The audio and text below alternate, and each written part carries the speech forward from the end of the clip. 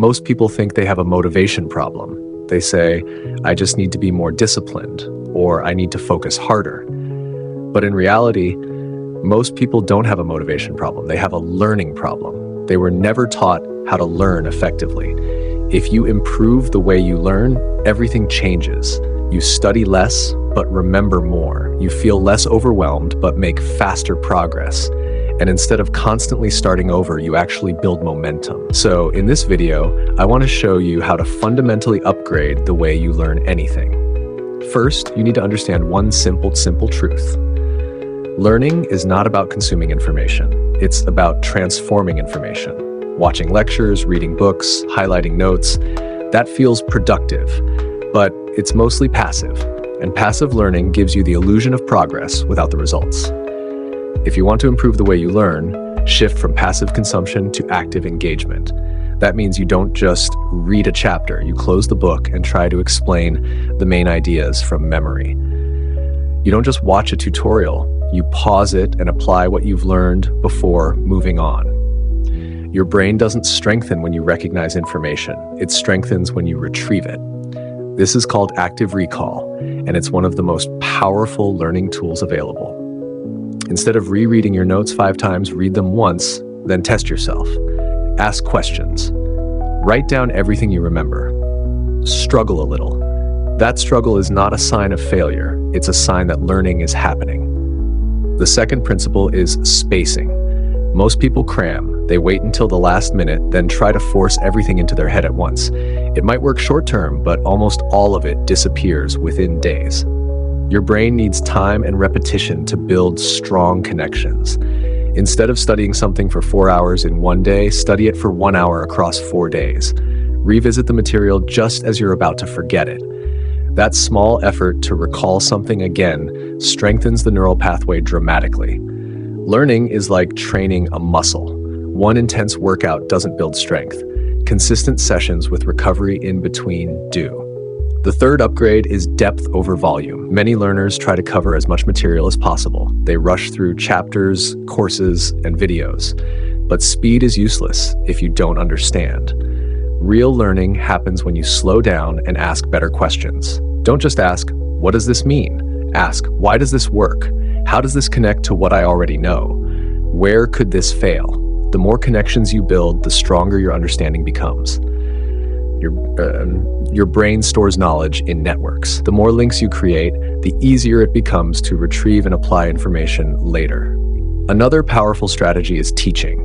If you can't explain something in simple terms, you probably don't understand it well enough. After learning a concept, imagine you have to teach it to a beginner. Speak out loud, record yourself, or write a short explanation as if you were creating a blog post. When you teach, you identify gaps instantly. You notice where your explanation becomes vague. That's where your understanding is weak. Go back, review, clarify, and try again. Teaching forces clarity. Let's talk about focus. You cannot improve your learning if your attention is constantly fragmented. Multitasking is a myth when it comes to cognitive performance. Every time you check your phone, switch tabs, or respond to a notification, your brain pays a switching cost. It takes time to refocus, and those small interruptions add up. If you want high-quality learning, create distraction-free sessions. Even 30 minutes of deep, uninterrupted focus is more powerful than 2 hours of half attention. Put your phone in another room. Close unnecessary tabs. Decide in advance what you will work on. Make your study time intentional. Another key element is feedback. Many people study in isolation. They read, they practice, but they never test their understanding against reality. Feedback accelerates learning because it shows you exactly where you're wrong. If you're learning a language, speak with someone and get corrected. If you're coding, build projects and debug errors. If you're studying math, solve problems and check your solutions. The faster you discover your mistakes, the faster you improve. Mistakes are not interruptions to learning. They are the path. Let's also address energy. You can use the best techniques in the world, but if your brain is exhausted, nothing sticks. Sleep is not optional for learning. During sleep, your brain consolidates memories. It strengthens important connections and weakens irrelevant ones. If you consistently sacrifice sleep, you're sabotaging your progress. Movement matters too. Physical exercise increases blood flow to the brain and improves cognitive function. Even short walks can boost creativity and retention. And don't underestimate nutrition and hydration. Your brain is a biological system. Treat it like one. Now, here's something people rarely talk about: emotion. Your brain remembers what feels meaningful. If you approach learning as a chore, your retention will suffer. But if you connect it to a goal, a purpose, or even curiosity, everything changes. Instead of saying, "I have to study this," ask, "Why does this matter to me? How does this skill improve your life? How does this knowledge expand your opportunities?" When learning becomes personal, it becomes powerful. You should also track your progress. Not obsessively, but clearly.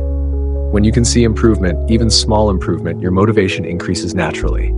Break large goals into smaller milestones. Celebrate progress. The brain loves evidence of growth. Another common mistake is perfectionism.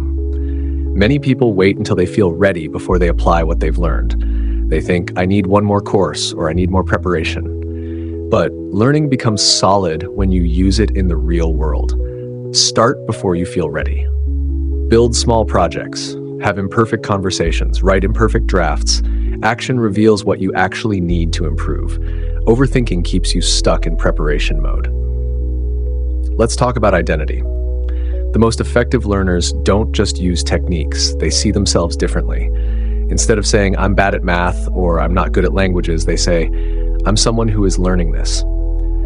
That shift matters. Your brain listens to the story you tell about yourself. When you adopt the identity of a learner, setbacks become part of the process, not proof of inadequacy.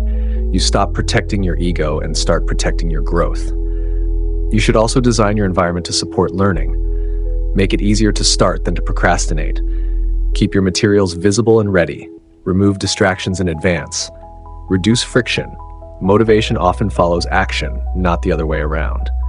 And finally, reflect regularly. After each study session, ask yourself, what worked? What didn't? What will I do differently next time? Learning how to learn is an ongoing experiment. The more aware you are of your own process, the more you can refine it. Improving the way you learn is not about one magic trick. It's about small, consistent upgrades, active recall instead of rereading, spaced repetition instead of cramming, depth instead of speed, focus instead of multitasking, feedback instead of isolation, action instead of endless preparation.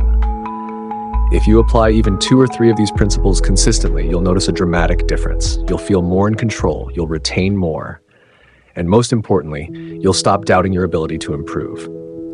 Learning is not a talent reserved for a few gifted people, it's a skill. And like any skill, it can be trained. So, the next time you sit down to study something, don't just ask, "What am I learning?" Ask, "How am I learning this?" Because that question changes everything.